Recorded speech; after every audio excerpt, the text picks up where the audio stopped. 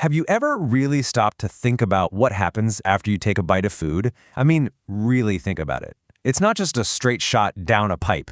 It's this incredible, complex journey. And what's wild is that the journey is totally different depending on what you eat. So today, let's follow two very different meals and see exactly how their stories unfold inside you.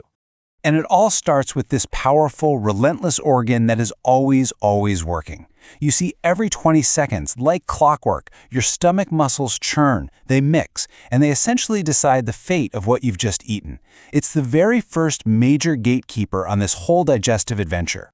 And this leads us to a feeling I think we've all had, right? That bloating or just general discomfort after eating certain things. It's a huge question for so many people, especially for anyone who's made that switch from more traditional, home-cooked food to modern city food. Yeah. This was the exact story of a young man named Sonu. Back in his village, eating homemade meals, he felt fantastic. But when he moved to the city and started diving into fast food culture, everything changed.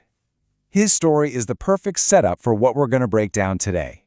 So, let's meet our two contenders. In this corner, we have a traditional, whole wheat roti, all natural, packed with fiber and complex carbs, and its opponent, a modern, processed fast food meal, maybe a burger or momos made with that super refined flour. We're going to follow both of them side by side through the entire journey. Okay, so our story officially begins in the stomach. And let me tell you, this place is anything but calm. For any food that enters, this is the first real challenge, a literal acid test that kicks off the whole process of breaking it down into something your body can actually use. Your stomach isn't just some holding tank. It's like a high-tech chemical factory. You've got hydrochloric acid in there, which is powerful enough to kill off nasty bacteria. You've got pepsin, an enzyme that gets to work snipping up proteins. And you've got these powerful muscles constantly churning everything together. Oh, and the craziest part? A layer of mucus stops the stomach from literally digesting itself. How wild is that? And that churning motion? It is absolutely relentless. Every 20 seconds, the walls of your stomach contract, mashing your food and mixing it with all those digestive juices. This physical action is just as critical as all the chemical stuff happening. So what's the whole point of all this chaos? The acid, the enzymes, the churning? Well, the goal is to turn solid food into this soupy, semi-liquid stuff called chyme. Food can only move on to the next stage of its journey once it reaches this state. It has to be a liquid. And boom, here is the first major plot twist in our tale of two meals. That whole wheat roti? It moves through the stomach pretty efficiently, in about 2 to 4 hours. But the processed fast food? It forces your stomach to work overtime, taking a grueling 4 to 6 hours to break down. That is a massive amount of extra work for your system. All right, once the chyme is finally ready, it gets released into the small intestine. And don't let that name fool you. This thing is a massive, 22-foot-long superhighway where maybe the most important job gets done, absorbing all the good stuff, the nutrients. Now, the small intestine is the star of the show here, but it doesn't work alone. It gets critical backup from the support crew, the liver, gallbladder, and pancreas. The liver makes bile to handle fats.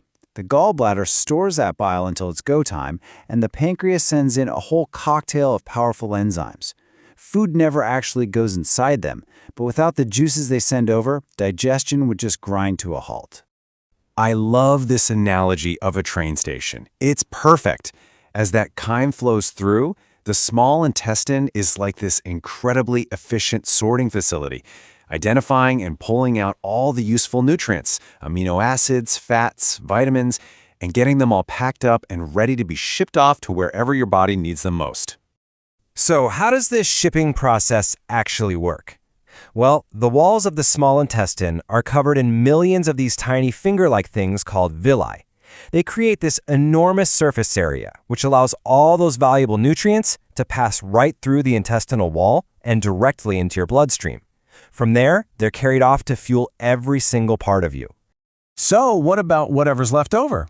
You know, the parts of our food that are indigestible? Well, that stuff now moves into the final major stage, the large intestine or the colon. And this is where our 2 meals are going to face their final test, in a place we can think of as a gym for your gut. See, the colon is home to trillions of microscopic allies, your gut microbiota. These little guys, these beneficial bacteria, are absolutely essential. They step in to break down all the tough stuff that our own bodies can't handle, like fiber.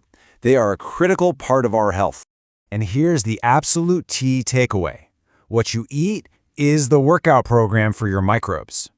A high-fiber meal, like our roti, is like a brutal, hardcore gym session. It makes the bacteria work hard, which builds a strong, diverse, and powerful team. But a processed, low-fiber meal, that's like giving them a yoga mat and a light workout ball. The work is just too easy, and it leads to a weaker, less diverse microbial community. They get lazy.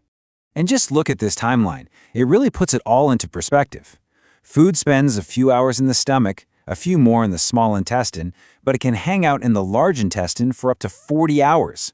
That gives our little microbial gym goers a ton of time to get their work done, whether that work is building them up or letting them slack off. So, we followed our 2 meals from the acid bath of the stomach through the nutrient superhighway and into the microbial gym. Now, we've pretty much reached the end of the line, where the body gets ready to get rid of what's left.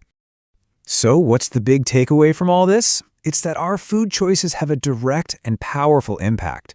Whole foods digest efficiently and help build a strong internal ecosystem.